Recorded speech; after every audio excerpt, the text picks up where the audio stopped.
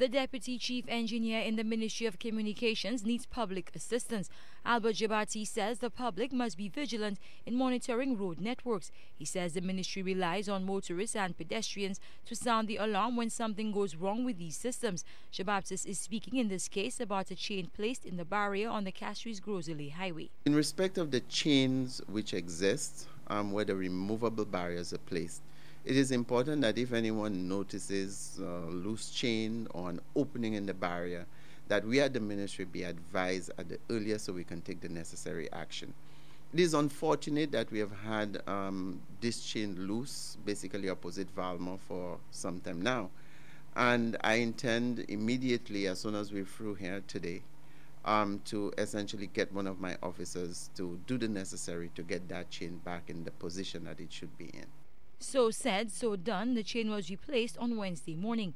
Missing for some time, pedestrians like a woman who was injured after she attempted to do so were using the gap to dash across the roadway. Shababtis says whether gaps exist or not, such behavior should be discontinued because it is dangerous.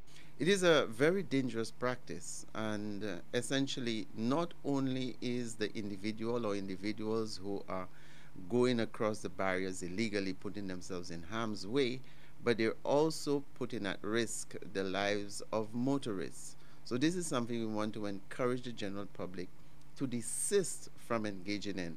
This random crossing of the barriers or jumping the chain or going through openings which may exist in the barriers, we want to encourage them to desist from that because it's a very dangerous, a very unsafe practice. Meanwhile, the ministry says it is continuing to monitor a dip in that highway Jababti says was caused by localized pavement failure. Among the reasons for the damage is the continuing drought. During dry weather conditions, especially prolonged dry weather conditions, clay has the characteristic of essentially reducing in volume because of the absence of water. And what we're seeing here may be as a result of this. Or it may be, as I mentioned earlier, as a result of underlying substandard material. We have looked at it, we are monitoring it, we have attempted to seal the cracks, we may have to do that over again, but there is no indication that it is widening to any great extent. Jababti says the ministry will continue to assess and monitor the damaged road.